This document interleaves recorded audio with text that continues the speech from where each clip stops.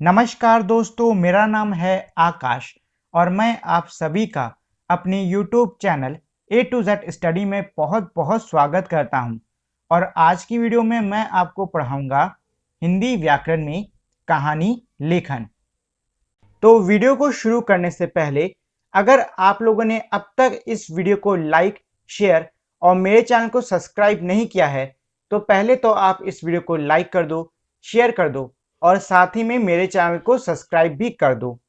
और अगर आप लोगों ने अब तक मेरे टेलीग्राम चैनल को भी ज्वाइन नहीं किया है तो प्लीज़ आप लोग जाके उसको भी ज्वाइन कर लीजिए, क्योंकि मेरे यूट्यूब चैनल पर आने वाले जितने भी वीडियो होते हैं उनके जो पीडीएफ हैं वो आपको मेरे टेलीग्राम चैनल पर ही मिलेंगे। तो अगर आप लोगों ने अब तक टेलीग्राम को ज्वाइन नहीं किया है तो जाके आप उसको भी ज्वाइन कर लो। कहानी लेखन, देखिए वैसे तो कहानी लेखन बहुत ही आसान होती है, लेकिन मैंने नीचे आपको कुछ बिंदु दिए हैं जिनकी सहायता से आप कहानी को और अच्छी तरीके से और सही तरीके से लिख सकते हो। तो आपको जिन बातों का ध्यान रखना है कहानी लिखते समय वो ये है नीचे।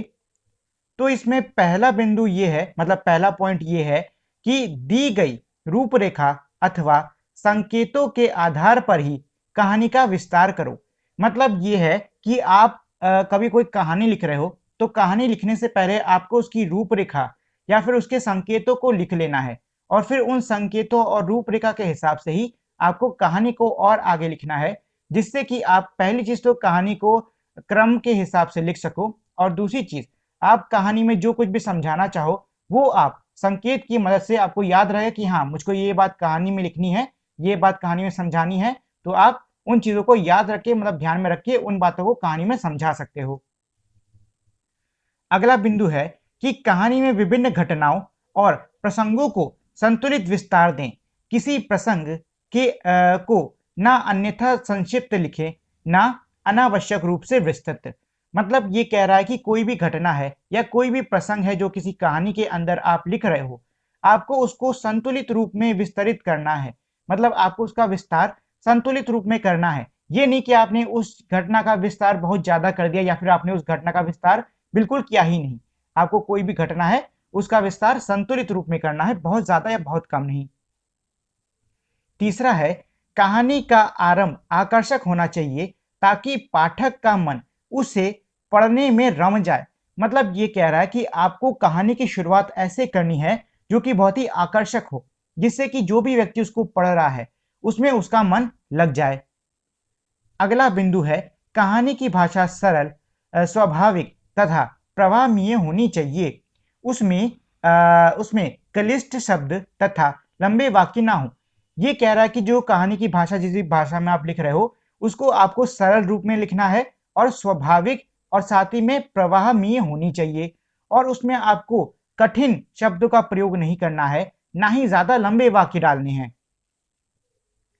अगला बिंदु यह है कि कहानी को उपयुक्त एवं आकर्षक शीर्षक दो। मतलब यह कि आप जो भी कहानी लिख रहे हो उसके लिए आपको एक अच्छा सा शीर्षक ढूंढ के, अच्छा सा शीर्षक सोच के उसमें आपको देना है। और अगला बिंदु यह है कि कहानी का अंत सहज ढंग से होना चाहिए। मतलब जो कहानी है उसका जो अंत है वो सरल रूप से होना चाहिए। मतलब ये नहीं कि बहुत लंबा चौड़ा या फिर बहुत कठिन कुछ आपने लिख दिया, नहीं, सरल रूप से आपको कहानी को अंत करना है। अब देखो, हमारी आगे उदाहरण के लिए मैंने कुछ कहानियां दी हैं, चलिए उनको पढ़ लेते हैं। तो जो पहली कहानी है वो है चालाक चिड़िया। ठीक, और ये है चालाक चिड़िया के संकेत। तो चालाक चिड़िया के जो संकेत हैं वो है पालतू चिड़िया, ताजा पानी और दाना, चालाक बिल्ली डॉक्टर का वेश धारण कर वहां पहुंची, स्वास्थ्य परीक्षण, बिल्ली की चाल को तुरंत समझ गई, दुश्मन बिल्ली, मायूस होकर बिल्ली वहां से चली गई। ये हैं संकेत। और अब मैं इन संकेतों के आधार पे कहानी को आगे आपको इसमें लिखने वाला हूं। तो कहानी का शीर्षक है चालाक चिड़िया। ठीक है, और यह है इसकी कहानी कि एक व्यक्ति ने अपने पालतू चिड़ियों के लिए एक बड़ा सा पिंजरा बनाया।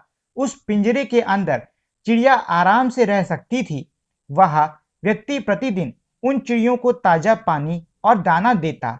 एक दिन उस व्यक्ति की अनुपस्थिति में एक चालाक बिल्ली डॉक्टर का वेश धारण कर वहां पहुंची और बोली, मेरे प्यारे दोस्तों, पिंजरे का दरवाजा खोलो, मैं एक डॉक्टर हूँ और तुम सबके स्वास्थ्य परीक्षण के लिए आई हूँ।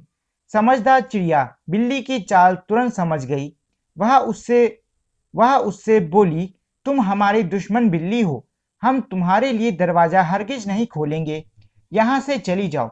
तब बिल्ली बोली, नहीं नहीं, मैं तो एक डॉक्टर हूँ, तुम मुझे गलत समझ रहे हो, मैं तुम्हें कोई हानि नहीं पहुंचाऊंगी, कृपया दरवाजा खोल दो। लेकिन चिड़िया उसकी बातों में नहीं आई। उसने उससे स्पष्ट रूप से मना कर दिया। आखिरकार मायूस होकर बिल्ली वहां से चली गई। यह है कहानी का अंत। और कहानी के बाद में मतलब कहानी से हमको क्या सीख मिलती है ये भी यहाँ पे दिया है। तो हमको क्या सीख मिली, मतलब क्या शिक्षा मिली इस कहानी से, वो थी ये कि समझदारी किसी भी मुसीबत को टाल सकती है। ठीक है, यह है पहली कहानी। और ये रही दूसरी कहानी जिसका शीर्षक है मूर्ख बंदर। और यह है वो कहानी। एक था सेठ, उसने एक बंदर पाला था। बंदर सेठ से बड़ा हिला मिला था। सेठ बंदर को बहुत बुद्धिमान समझता था, पर बंदर तो बंदर ही ठहरा। एक दिन की बात है, गर्मी के दिन में सेठ गहरी नींद में सो रहा था। बंदर उसे पंखा झल रहा था। एक मक्खी उड़कर आई और सेठ के शरीर पर बैठ गई। बंदर बार बार उस मक्खी को पंखे से उड़ाता, पर मक्खी बार बार सेठ के शरीर पर बैठ जाती। अंत में बंदर से रहा नहीं गया। बाहर से वह पत्थर का एक बड़ा टुकड़ा ले आया। इस बार मक्खी सेठ के नाक पर बैठी। बंदर ने उसी समय पत्थर के टुकड़े से उसे जोर से मारा। मक्खी तो उड़ गई, पर बेचारे सेठ की नाक टूट गई। उनका एक दांत भी टूट गया और वे बेहोश हो गए। तो ये है इस कहानी का अंत।